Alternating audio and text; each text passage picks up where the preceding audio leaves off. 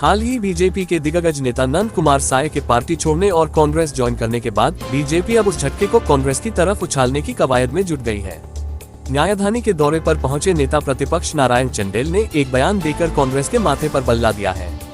तो वही आने वाले विधानसभा चुनाव में एक बार फिर बीजेपी के लिए राम तो कांग्रेस के लिए शराब एक बार फिर मुद्दा बनने वाला है। इन मुद्दों के बीच नेता प्रतिपक्ष नारायण चंदेल ने एक बड़ा बयान देते हुए कहा है कि आने वाले दिनों में कांग्रेस में एक बड़ा विस्फोट होने वाला है। यानी चंदेल की जुबानी कहे या माने तो कांग्रेस के अंदर के बड़ा भूचाल आने वाला है। चंदेल की माने तो चुनाव आते आते कांग्रेस के कई बड़े नेता बीजेपी का दामन थाम लेंगे। देखो, ऐसा है कि भूपेश जी क्या है कि कभी मोदी जी के बारे में बात करते हैं, कभी को ए टीम बताते हैं, कभी किसी को बी टीम बताते हैं। वो पहले कांग्रेस को संभाले। ठीक, कांग्रेस के नेताओं में कांग्रेस की ये स्थिति छत्तीसगढ़ में होने वाली है इस चुनाव में, और चुनाव के पहले बड़ा विस्फोट होगा कि दिल के टुकड़े हजार हुए, कोई इधर गिरा कोई उधर गिरा। टीएस सीते साहब को संभाल ले, जय सिंह अग्रवाल जी को संभाल ले, महंत जी को बातचीत कर लें। चन्नी साहू ने क्या कहा है, मोहन मरकाम जी ने अपने ही सरकार के खिलाफ में डीएमएफ फंड का घोटाले का मामला उठाया विधानसभा में, जो उसके प्रदेश अध्यक्ष। कोरबा के एक मंत्री ने अपने ही कलेक्टर को देश का सबसे बड़ा भ्रष्ट कलेक्टर बताया। तो पहले अपने लोगों को तो संभाले।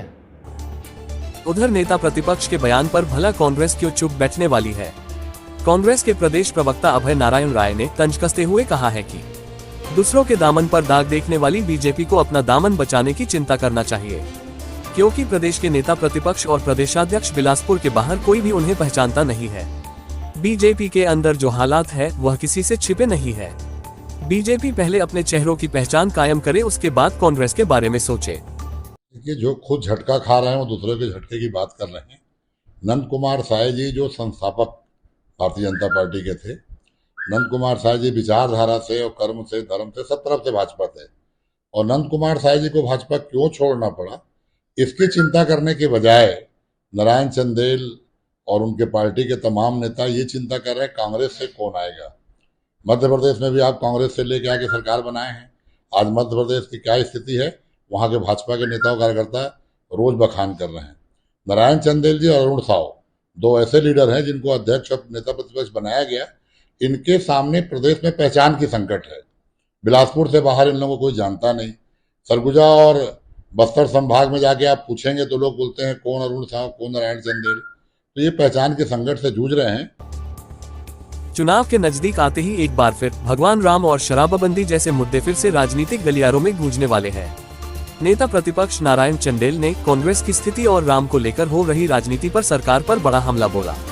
उन्होंने कहा कि एक तरफ सरकार राम की बात कर रही है तो दूसरी तरफ शराबबंदी का वादा अब तक पूरा नहीं किया गया है। उधर कांग्रेस प्रवक्ता ने भी राम और शराबबंदी को लेकर विपक्ष के खिलाफ जुबानी तीर चलाए हैं। इस कांग्रेस पार्टी ने तो भगवान राम के अस्तित्व को ही पहले नकारा था। राम को इन्होंने काल्पनिक बताया था। राम सेतु का इन्होंने विरोध किया था। तो अब किस मुंह से भगवान राम की बात करते हैं। राम मंदिर निर्माण का इन्होंने विरोध किया था। उस समय यूपीए की सरकार थी जिस समय राम भक्तों पर लाठी चली थी। तो इनका तो मामला ऐसा है कि मुंह में राम और बगल में छुरी। एक तरफ आप राम की बात करते हो, शराबबंदी क्यों नहीं कर रहे हो।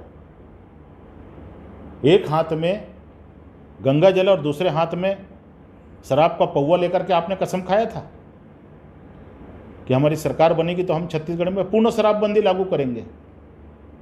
पहले शराबबंदी तो लागू कर दें, उसके बाद राम की बात करें। भारतीय जनता पार्टी कहती है कि हम गंगा जल लेके शराबबंदी कसम खाए थे। इससे बड़ा झूठ गंगा जल को लेकर वो लोग कुछ नहीं बोल सकते। अपने आप को सनातनी धर्म का पैरोकार कहने वाले लोग गंगा जल के नाम पर झूठ बोलते हैं। कांग्रेस ने गंगा जल लेकर केवल दो बातें की थी, 2500 रुपया धान की कीमत देना और किसानों का ऋण माफ करना। भारतीय जनता पार्टी जब जब संकट में आती है तो राम को याद करती है। छत्तीसगढ़ की सरकार, भूपेश बघेल सरकार ने 18 में सरकार बनते ही राम वनगमन पथ पर काम किया। तब तो चुनाव नहीं थे। माता कौशल्या छत्तीसगढ़ की थी और उनके बेटे होने के नाते वो भांजे हैं। तो भांजे राम के वोट मांगने का सवाल नहीं, भांजा का तो हम लोग पैर पड़ते हैं। बहरहाल चुनावी मौसम में कांग्रेस और बीजेपी के बीच मुद्दों की तकरार जारी रहेगी है। इस तकरार में जनता किससे कितना इत्तेफाक रखती है, इसका इंतजार सभी को है। स्वतंत्र आवाज के लिए विनोद कुशवाहा के साथ रविंद्र विश्वकर्मा की रिपोर्ट।